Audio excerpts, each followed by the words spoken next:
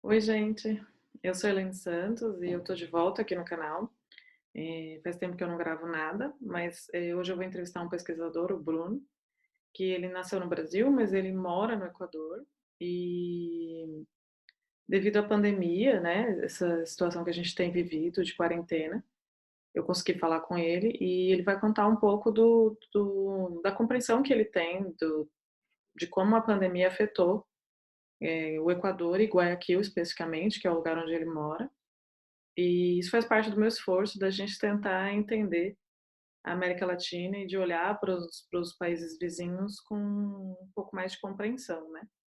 Então, espero que vocês gostem e vou deixar os textos que a gente usou para conversar, um texto que eu publiquei e outro que ele também publicou sobre a pandemia, aí na descrição. E é isso. Então pronto, agora já está gravando. Então, eu me apresento, né? É que é sempre muito constrangedor um pouco falar de si mesmo, mas Sim. eu sou brasileiro, né? Sou do Rio de Janeiro.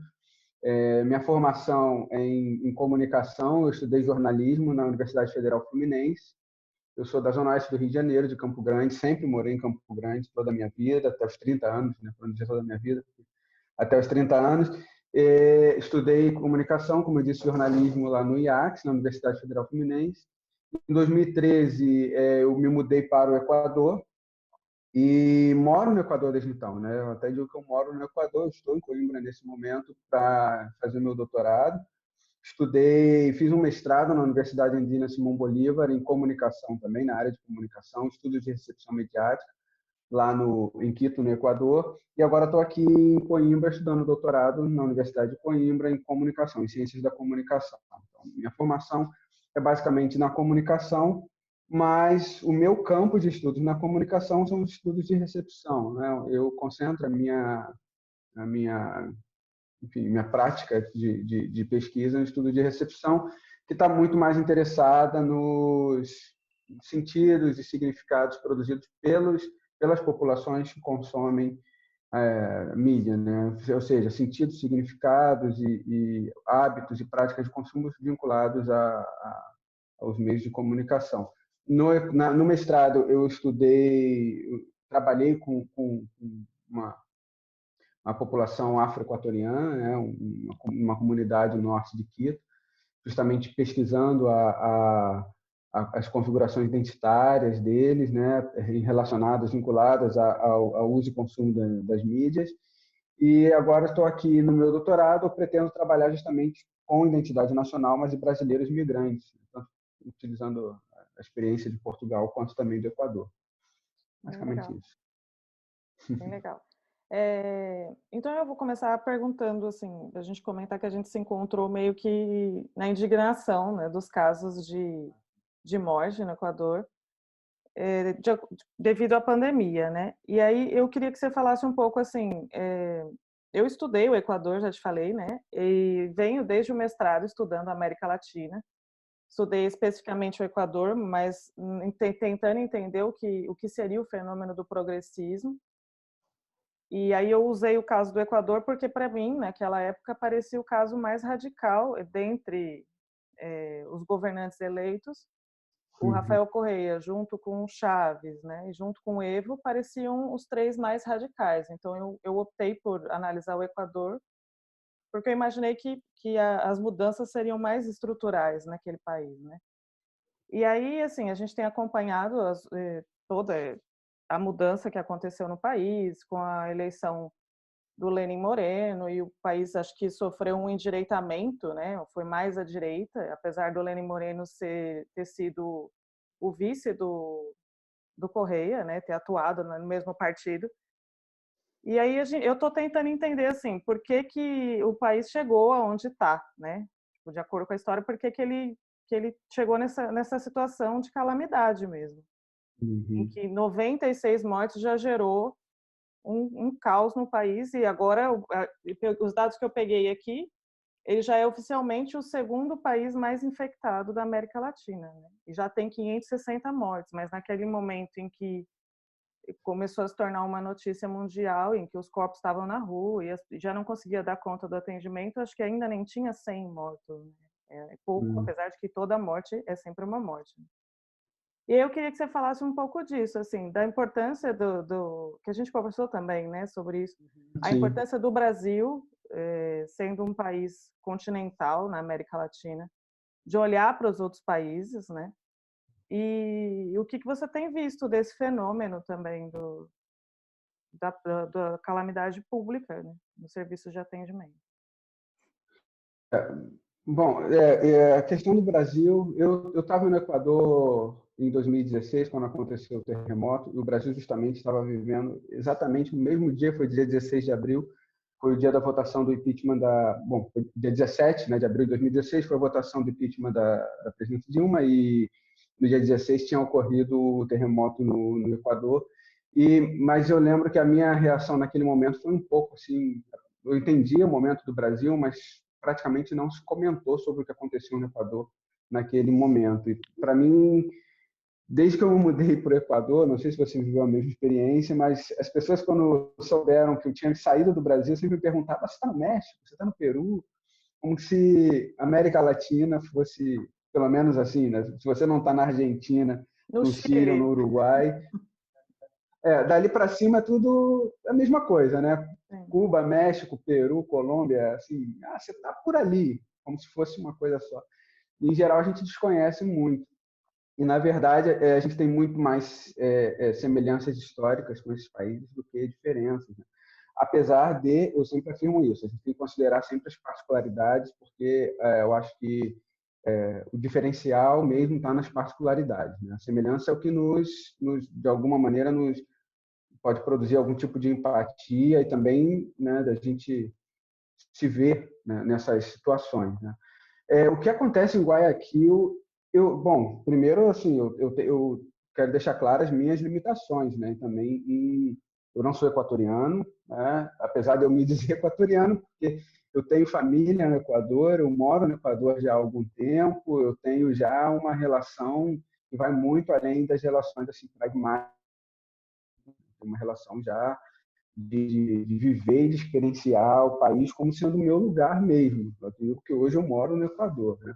Mas mesmo assim, claro, né, eu não tenho a experiência de ter crescido lá, de ter estudado desde a infância lá para conhecer profundamente a história do país. Então, tenho algumas percepções, muitas delas em diálogo com a minha esposa, principalmente, né, mas a minha família, os amigos que eu tenho lá também, que eu vou construindo uma percepção do país, né? A situação que aconteceu no Equador, bom, eu tenho dito que o que aconteceu lá em Guayaquil especificamente, né, no país em geral, mas em Guayaquil, tem tem fatores aí, tem elementos que são históricos, né, alguns elementos são circunstanciais mesmo e muitos deles são políticos, né? Mas não, digamos que seria, a gente poderia dizer, foi o que tem se utilizado muito, né? Que muita gente chama de a tempestade perfeita, né? Porque somou vários elementos aí. É um pouco difícil a gente determinar assim qual o impacto maior desses elementos, né? Onde começa um e termina o outro, né? Mas basicamente, assim, historicamente, a minha análise que eu faço é que a situação do Equador, de Guayaquil em específico, tem a ver com processos da própria cidade, né? Guayaquil, em termos nacionais, assim, né? Históricos, é uma cidade que ela tem uma certa independência, uma certa autonomia em relação ao resto do restante do país, né? O Equador se formou basicamente a partir de 3 cidades, a gente pode dizer, né, que é Quito, Cuenca e Guayaquil, politicamente. E nesse sentido, Guayaquil ele teve um processo que foi bem independente, processo histórico, assim, bem independente. Tanto que Guayaquil se tornou independente da Espanha antes de Quito, né, em 1820, se eu não me engano, 9 de outubro de 1820, e Quito só foi se consolidar em 1822, e os dois se uniram à Gran Colômbia, não se tornaram o Equador no primeiro momento, né? Em 1830 que se torna o Equador, com essas duas cidades. Isso tem a ver com as praias, né? O Equador está o Guayaquil está na costa equatoriana, Quito está na serra, né? A gente já tem ali uma distinção geográfica que influencia a constituição dos povos que habitavam já essas regiões e todas as diferenças de prática de vida, até de cosmovisão que existiam nesses grupos, né? Mas esses elementos também estão presentes até hoje. Isso foi uma percepção que eu tive muito forte quando eu vivi em Quito. A família é de Guayaquil, minha família é equatoriana, mas eu vivi em Quito. E existe uma rivalidade muito forte entre essas duas cidades, assim, que isso é muito perceptível, né? Um sentimento de regionalismo, principalmente com Guayaquil, porque também Guayaquil se foi utilizado durante muito tempo como estratégia política mesmo, né? Enfim, aí isso é um elemento histórico que faz com que Guayaquil tenha, digamos que uma postura um pouco voltada para si mesmo em relação ao restante do país, né? E isso soma-se a isso o fato de a pandemia ter pego a cidade, principalmente, né? Inclusive existe isso, né? Existe uma diferença climática também significativa entre as duas regiões, a região serrana, onde está Quito, e a região da costa, onde está Guayaquil, que faz com que, inclusive, o ano letivo seja diferente, né? Na Serra, o ano letivo começa em setembro, vai até junho, julho, porque nós temos julho e agosto como o período de férias e de verão, enquanto que na costa é o contrário, um pouco mais parecido com o Brasil, mas o período letivo ele vai de maio de um ano até fevereiro, março do ano seguinte, e aí você tem março e abril, final de fevereiro, março e abril como o período de férias. Então, a epidemia chegou no momento de férias, quando muitas pessoas estavam voltando de viagem, né? Aí também outra característica do Equador, que é ter uma significativa parcela da população que imigrou, né? Na crise de 1999, se não me engano, os dados mais ou menos dizem que em torno de 20% da população imigrou, e boa parte para a Espanha, e uma significativa parcela dessa população que migrou era de Guayaquil. Recentemente eu li numa matéria da BBC que, inclusive, na Espanha, a maior comunidade latino-americana é justamente equatoriana, com 500 mil, quase 500 mil equatorianos residentes. Então, inclusive, o primeiro caso foi de uma equatoriana que estava na Espanha e retornou, né? Então, a gente tem esses elementos que são elementos circunstanciais, históricos, que influenciam, mas a gente tem, claro, o fator político, que eu acho que é o determinante nesse caso, que tem a ver com a redução, a mudança, né, da orientação política, principalmente. A gente teve o progressismo do Rafael Correa, que, com todas as críticas que devem ser feitas, de fato, houve investimento social muito mais significativo, e esse investimento social foi reduzido drasticamente, né? Os dados que eu tive é que de 2017, quando iniciou o governo Lenín Moreno, até 2019, a redução foi de 320 milhões de investimento na saúde em 2017 a 110 milhões em 2019.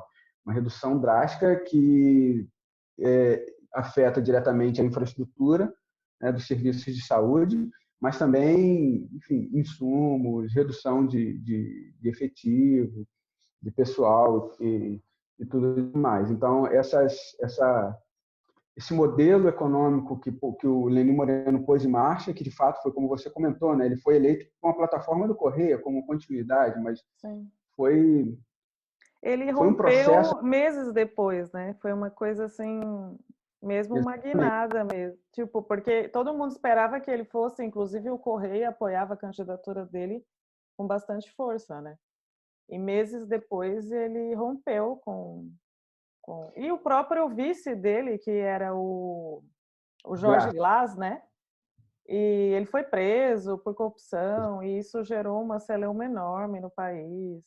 Mas É, uma coisa interessante, assim, que você estava comentando, que é uma coisa que eu percebo também em outros países, que estão sendo países que onde a pandemia está chegando, ou já chegou, é que a desigualdade é um fator determinante, né?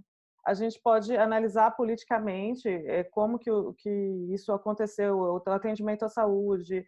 No caso do Equador, pelo artigo que eu escrevi, que você leu também, livro seu, que existia um investimento muito grande no atendimento público à saúde no privado, mas se a sim, gente olha para décadas atrás, não existia um atendimento à saúde mínimo, e aí a gente percebe que, assim, tudo isso, todas as questões políticas de décadas, e que faz parte da própria história da América Latina, ela, nesse momento de pandemia, a coisa se revelou, veio à tona aos olhos de todos. Essa coisa que a gente já denuncia, que a gente já reconhece das desigualdades, dos problemas de acesso relacionados à saúde e a todos os outros direitos que a gente tem aí, né, como ainda que nem todos são reconhecidos na América Latina, eu vejo que a desigualdade foi um fator determinante. Eu vi que você destacou isso no seu texto também, que Guayaquil, eu fiquei pensando, quando eu li o seu texto, eu fiquei pensando muito em outros países, até mesmo no Brasil, como seria São Paulo, né? Que você tem,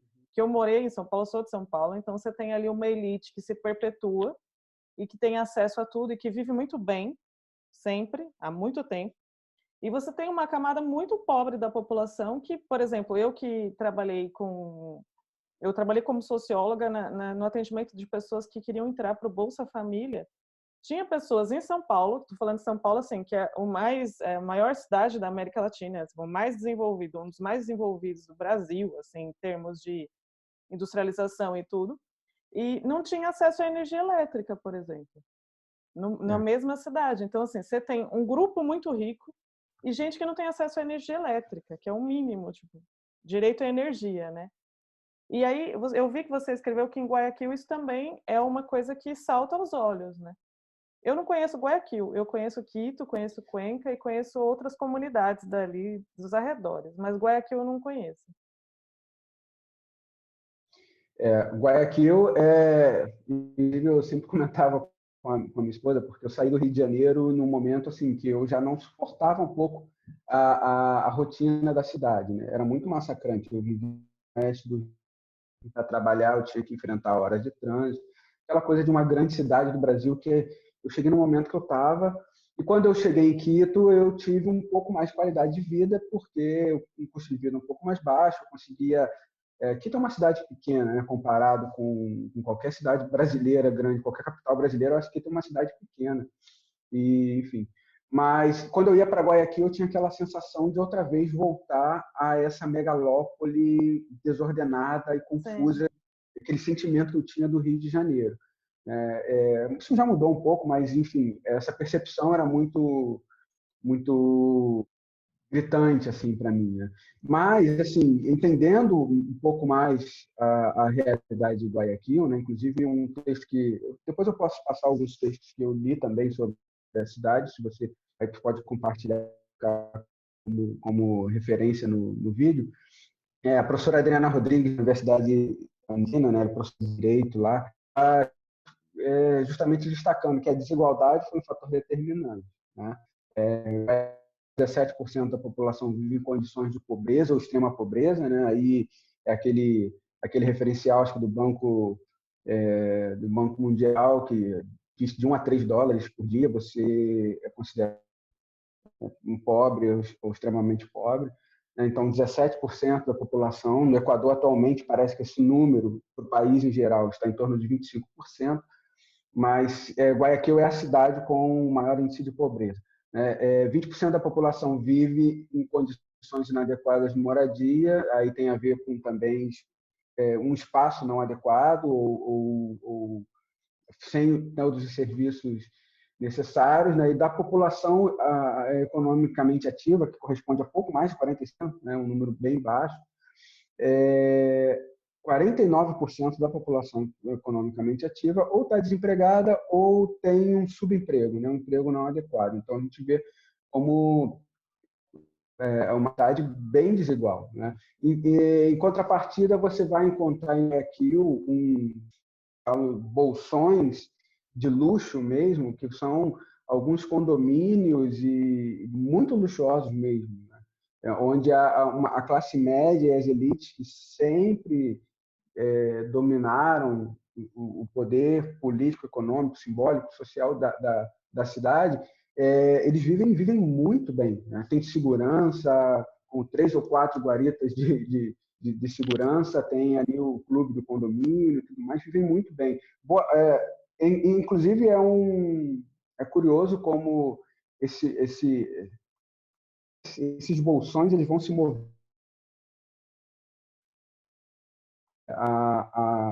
como a cidade vai se desenvolvendo bem, né? Eu sempre ouvi que em Guayaquil o Urdesa é um bairro tradicionalmente bem de classe das elites, né? De classe média alta, mas hoje já é um bairro que meio que se incorporou à urbe, assim. Então tem algumas casas ali bem tradicionais, de famílias tradicionais e tal, mas quando se popularizou, digamos, as elites, a classe média alta, se mudou para São Borondón. São Borondón é uma cidade que fica ao lado de Guayaquil.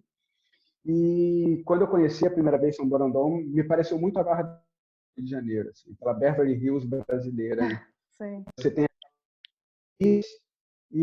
os condomínios do lado e às vezes um shopping bem impressionante, que você não pode viver naquele lugar se você não tiver um carro, porque para ir numa padaria, para ir no mercado, você precisa, né, não tem acesso que seja fácil. Então, São Borondón é muito característico disso. Mas São Borondón ele fica eles chamam Entre Rios, que é como se fosse uma península no meio do Rio Guaias ali, e que o acesso é um pouco complicado. Então, o trânsito ali também já congestionou, e o que as elites costa, que é a região, a leva para os balneários, principalmente balneários de Salinas, para Costa do Sol, né, que é uma região bem bonita. Então, eles já ocupam ali. Então, hoje, se você sai de Guayaquil em direção às praias, você vê já vários condomínios desses luxuosos sendo construídos. É isso, né? É uma cidade que se vende como muito insegura também, porque investem bastante, principalmente em segurança e em controle. E se você for para o sul da cidade, você vê outra cidade completamente diferente, né? As palafitas, aquelas comunidades assim bem das casas muito parecidas com as favelas do Rio de Janeiro, né? Bom, do Brasil em geral, mas daquelas casas desordenadas e construídas muito umas em cima da outra, com uma lógica muito própria. E isso é muito característico de Guayaquil. Sim, tem uma grande população afro também, né? Sim, na verdade é a maior do Equador. Não é proporcionalmente, não é maior. Proporcionalmente, a maior está em Esmeraldas. Esmeraldas, se eu não me engano, mais de 50% da população é afro-equatoriana, mas números absolutos, a maior população afro está em Guayaquil, porque foi para onde migrou essa população. E claro, né, elas ocupam esses bairros periféricos, né, essas regiões mais desassistidas. Sim. Pelo Eu vi que você escreveu mostrando como que essa elite se comporta, né? O comportamento dessa elite nessa cidade. E você, assim, pelo que a gente vê, você acha que é essa elite guayaquilenha, né? Que domina a cena política do país? Assim? Bom, do país, como eu disse, como Guayaquil é uma cidade, tem esse histórico, né, de ser quase que um outro país à parte, né, um país dentro do país, eu diria isso. Guayaquil já se esforçou muito, inclusive recentemente o ex-alcaide de Guayaquil, ele já meio que se declarou como candidato às eleições que vão ocorrer no próximo ano, se tudo for como planejado. Mas Guayaquil, durante muito tempo, disputou com Quito isso, né? O protagonismo nacional, né? Mas sempre a partir de Guayaquil, assim, não como um projeto de país, né? Como é isso, como enfim, como tendo Guayaquil como a referência do que é bom, assim, né? O êxito chegou ao máximo. Isso porque, é importante dizer, porque a economia, durante muito tempo, a economia do Equador se centrou na produção, principalmente agrícola, né, de banana, enfim, de cacau, que se escoava por Guayaquil como tendo o principal porto do país. Ainda hoje é o principal porto do país, que também é um elemento político, né, importante, né? Foi o porto principal durante muito tempo, historicamente, né, nas colônias, pelo fato de ter ali construtores de navios muito habilidosos, uma característica natural também, tinha uma madeira muito boa para ser utilizada na construção de navios. Isso fez com que ali fosse um porto importante para a colônia espanhola. Mas depois, não faria muito sentido ser o porto em Guayaquil, porque Guayaquil, apesar de ser uma cidade litorânea, não está no oceano, né? Guayaquil está ali no Golfo de Guayaquil, eles chamam o Esteiro Salado, que é como se fosse um braço de mar ali, né? Então, ele não tem uma profundidade ideal para ter o porto. Parece que durante o governo do Correia, ele inclusive se esforçou por mudar o porto principal de Guayaquil para Manta por uma questão pragmática, lógica, né? Que Manta, sim, está no oceano, no Pacífico. Sim, sim. E isso foi uma disputa, ele não conseguiu, né? Até hoje o porto principal é o porto de Guayaquil. Enfim, então a gente tem essas elites que dominam muito fortemente o poder na cidade. E essas elites tiveram projetos nacionais durante muito tempo, mas digamos que desde os últimos 15 anos, assim, eles meio que foram anulados, principalmente pelo correísmo, apesar de Correia ser guayaquilenho, né? Correia é guayaquilenho, mas ele nunca teve essa guayaquilidade enfim, como ferramenta política, digamos, né? Ele sempre se pôs muito como uma figura mais nacional. Mas o último grande, digamos, êxito de Guayaquil, ou dessas oligarquias guayaquilenhas no plano nacional, foi o León Férez Cordeiro, que foi presidente, se não me engano, de 1984 a 1988, e que foi... Bom, teve um governo muito controverso, né, durante ali aquele período onde o narcotráfico na Colômbia estava em expansão, e ele utilizava isso muito como argumento para um Estado muito securitário mesmo, né, de perseguição. Então, existem histórias como a mais famosa dos irmãos Restrepo, que tem um documentário, inclusive, muito famoso, né, sobre dois irmãos colombianos que desapareceram e até hoje o corpo deles não foram encontrados, enfim. Mas existem várias denúncias, inclusive o Equador foi denunciado na Comissão Interamericana de Direitos Humanos por violação de direitos durante o governo de León Férez Cordeiro, e ele pôs em marcha um projeto neoliberal, completamente neoliberal, né? Depois ele saiu do poder, saiu da presidência.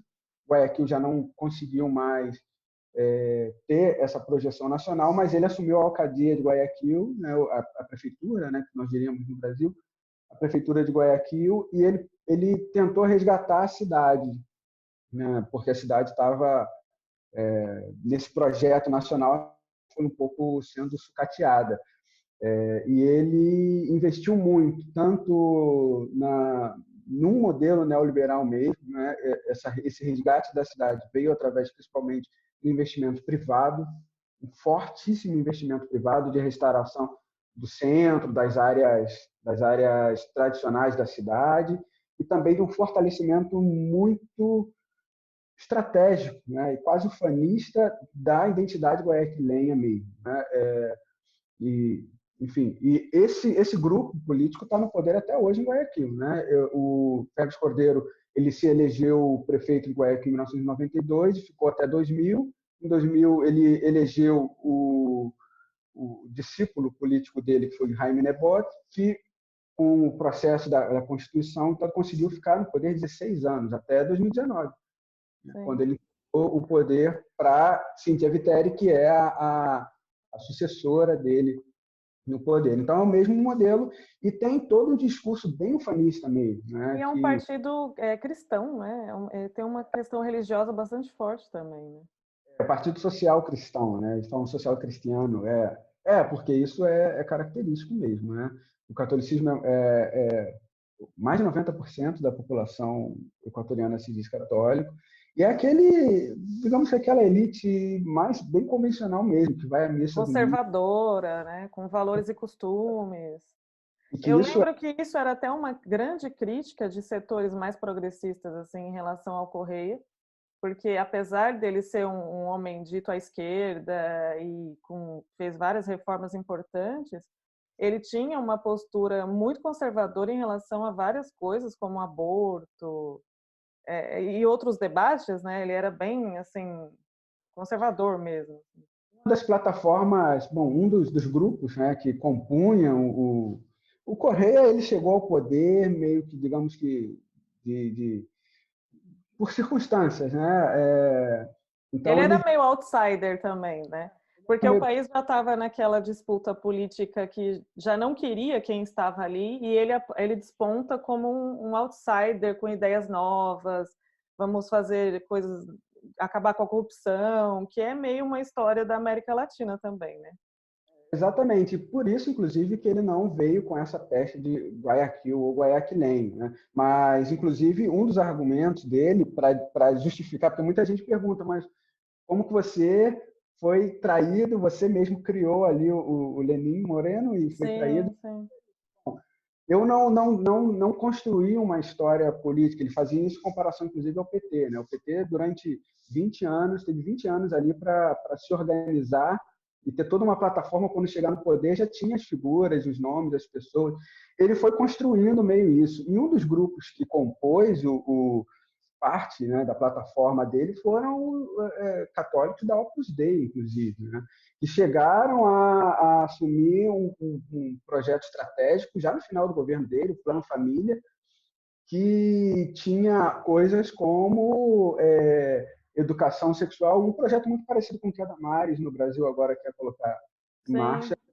a prevenção. Isso foi durante o governo do Correia. Mas E sabe que é interessante isso, porque quando o Bolsonaro começou com aquela perseguição às ONGs, eu lembrei muito do Correia, assim, porque o Correia também ele fechou algumas ONGs, ele perseguiu mesmo, né, assim. Só que a intenção era outra, eu acho, né, porque o Bolsonaro simplesmente culpabilizava todos os problemas da Amazônia para as ONGs, né? Assim, se é culpa tá pegando fogo, são as ONGs que estão colocando fogo. E o Correia não, ele achava que aquilo interferia no projeto político, que ele entendia ser o correto, e isso levou a uma perseguição enorme, né? Um é, certo autoritarismo, inclusive em alguns aspectos, muita gente foi presa. Eu cheguei a entrevistar algumas pessoas, assim, eu ficava assustadíssima com aquele monte, sei lá, 800 presos num ano, e eu, gente, que loucura. A situação, por isso que eu digo que a gente tem muitas semelhanças, mas tem que entender também muitas particularidades, né? Bom, alguns companheiros que eu tive durante o mestrado, que eram, inclusive, é, bem correístas mesmo, eles diziam eles sempre falavam para mim assim, que você não entende aqui se ele não fizer assim, esses grupos, eles tiram ele. E o Equador teve um histórico no começo dos anos 2000 de mobilizações que eram assim, né? 2 anos as pessoas se Sim, mobilizavam, sim. Não, ontem eu pensei isso, assim, saudades do Equador quando eles derrubavam todos os presidentes. derrubavam assim, eles cercavam ali, inclusive isso também é algo porque a Praça Grande, onde fica o Palácio Presidencial, que é um centro histórico de ruas estreitas, eles mobilizavam, cercavam o palácio ali, o presidente saiu de helicóptero, né, como Lúcio Gutierrez, que pegou um helicóptero ali, saiu, foi para o aeroporto e se mandou do país. Sim. Então, se ele não, diziam, se ele não centralizasse o poder de alguma forma, ele estaria vulnerável. Então, a estratégia, como dizendo que o Equador seria ingovernável, principalmente para uma esquerda progressista, se não fosse através da centralização do poder. Sim. Se ele centralizasse, ele não conseguiria governar, ele seria tirado no dia seguinte. Enfim, então, eu como não equatoriano, apesar de não concordar e não ver isso como uma estratégia democrática, digamos, eu também, de alguma maneira, não podia simplesmente criticar, mas, bom, criticar eu critico, mas não relativizar isso de alguma maneira também, né? Sim, porque isso também difere, né? A depender da camada social que você faz parte, a visão que você tem desse tipo de comportamento é diferente. Porque eu vejo assim, nas pessoas que eu entrevistei, que eram mais acadêmicas, que eram da universidade, todo mundo tinha um posicionamento ou muito crítico em relação a isso, ou apoiando o Correia. Agora, nos movimentos sociais, todo mundo rechaçava. Porque eles têm um histórico de luta muito grande, né? E o Correia praticamente impediu que isso impedia literalmente, né? Não era um impedir no discurso, era um impedir de fato. Né? O que o Correia fez, ele catalisou, né, toda a esquerda de alguma maneira, assim, e tudo que era crítico a ele, ele jogou no mesmo pacote que Sim. era o inimigo, né? E o inimigo estava ali do lado, tanto os fascistas lá dessas direitas mais tradicionais, quanto movimentos sociais muito importantes para o país, né? Isso foi um problema. E até hoje, às vezes eu me impressionava quando eu ia em algum evento e todos os eventos terminavam em críticas ou elogios à Correia. Né? Assim, e eu ficava, às vezes, assim, perguntando, meu Deus, e as pautas desses movimentos? A gente está deixando as pautas de lado para ficar discutindo Correia ou não Correia. Isso me incomodava, mas, claro, né, considerando toda a minha condição ali de estrangeiro, que está tentando entender o que está acontecendo ali. Né? Sim.